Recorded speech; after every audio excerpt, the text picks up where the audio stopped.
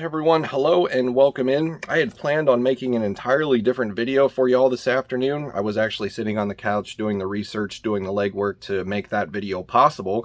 That's been put on the back burner right now because we have some breaking news out of ESPN that we're going to need to discuss.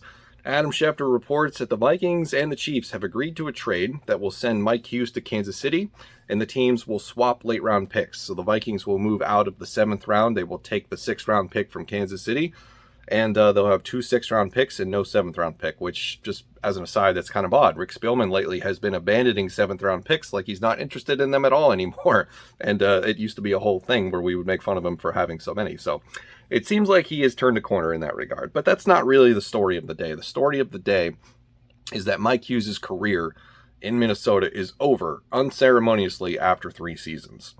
So I'll give you my thoughts at the end. Let's just go over the details first. So Mike Hughes was a first-round pick for the Minnesota Vikings in 2018, selected 30th overall.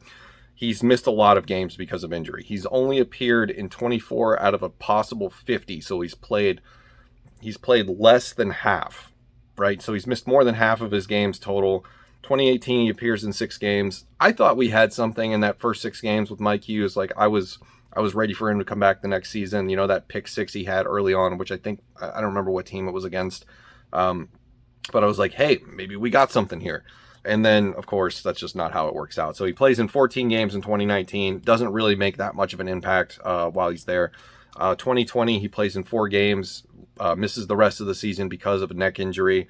That is where I think most people thought, okay, this isn't working out. The writing is on the wall. And then as we went through the offseason, we were all sort of, led to believe that our predictions were being confirmed because of things that were happening, because they didn't pick up his 5th year option.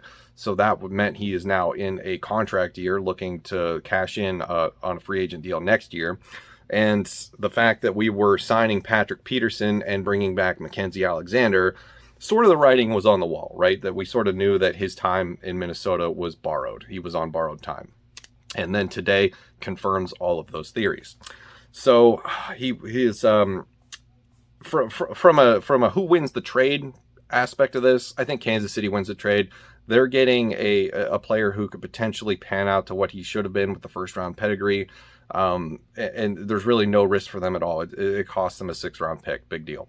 What Minnesota gets out of this, I'm not sure. I think in terms of depth, they might have screwed themselves just a bit. Because here's the thing. Kansas City does not do this trade unless Mike Hughes is fully healthy, because he's got to pass a physical, obviously. And if there's actual serious concerns about the neck injury, they don't do this trade either. I think Minnesota was actually ready to just cut him as an injury designation and cut their losses, and he would go to the waiver wire. But before they did that, they were like, hey, let's call around, let's see if we can get anything for him. Chiefs just happened to pick up the phone and say yes. The Vikings are going to save $1.8 million in cap space after this trade, but they will also incur $1.3 million in dead money. They're going to have a lot of money, because also you have to consider not only how much they have on hand now, but they're going to get more after June 1st because Kyle Rudolph was designated as a post-June 1st cut. So there is still all of that money that has yet to be freed up. So they're going to have some money to play with. There will be free agent corners that they can sign, and I think that is a concern that they're going to have to look at going forward, because the depth at this position is now a concern for the Vikings, because this is what we got left. Cameron Dantzler, Patrick Peterson, those guys figure to be the starters on the outside. Mackenzie Alexander will be the slot corner. That's what he's really good at. Your backups are Harrison Hand, Chris Boyd, Dylan Mabin. That's it. There's nobody else. Cameron Bynum was drafted to be a safety. He'll be transitioning to that position. We didn't draft any other corners. We didn't sign any undrafted free agent rookies. We spent a lot of the undrafted free agent capital on wide receivers. We brought in 3 of them. And I'm not including Jeff Gladney because of the legal situation that he's currently facing. We don't know what's going to happen to him. We've had really no updates over the past few months regarding that since that story first broke. So that isn't currently in limbo. So here's the situation.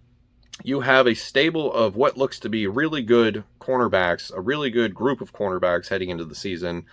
You trade one. You have another one that you don't know if he's even going to play for your team this year or football at all. And you didn't draft any more, and you didn't sign any more undrafted free agents. So Depth might be a little bit of a concern. Now, there's plenty of free agents out there, like a Rashad Breeland, Nickel Roby Coleman, Richard Sherman is available. We could pick up one of those guys, I think, pretty easily and cheap at this point, because free agency is not technically over, but it's over. So there is that to consider.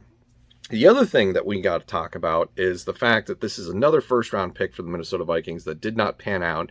And recently, we have a pretty poor track record of first-round picks. So just to recap real quick, back in 2016, we took Laquan Treadwell with our first overall pick. He's been cut since and did not have a good career. Actually, right now, as of this recording, he's still a free agent. I actually saw him upload a workout video yesterday trying to get some hits. So that one was a bust.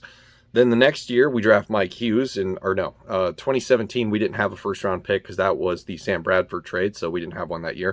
2018 was the Mike Hughes pick. He is no longer with the team. 2019 was Garrett Bradbury. He is trending towards bust. And then last year in 2020, we had Justin Jefferson, who is an all-pro, nearly rookie of the year player, breakout player, one of the best in the league at his position, and Jeff Gladney, who is currently in limbo. So thank God for Jeff Gladney, I guess, or thank God for Justin Jefferson, I guess. So, yeah, Laquan Treadwell, Mike Hughes, Garrett Bradbury, Justin Jefferson, Jeff Gladney, those are your first-round picks from the last 5 years. Hopefully Christian Darrisaw can buck this trend, because out of the last 5 years, we haven't had a good track record of first-round picks. Mike Hughes adds to that list. So that's going to do it. That's pretty much where we stand. You guys will have to let me know what you think of this trade. I think the writing was on the wall for Mike Hughes that he was probably going to be done in Minnesota. I just didn't think he would be traded for peanuts, honestly. I thought they would keep him for his last year and then let him go in free agency, at least use him as a depth piece going into this year, but apparently that's not what they wanted to do. And he has been traded for a 6th-round pick. So that is the return on the 30th overall pick from 3 years ago. So 4 years ago. So let me know what you think in the comments below. That's going to do it for this video. Thank you for watching, and I will see you in the next one.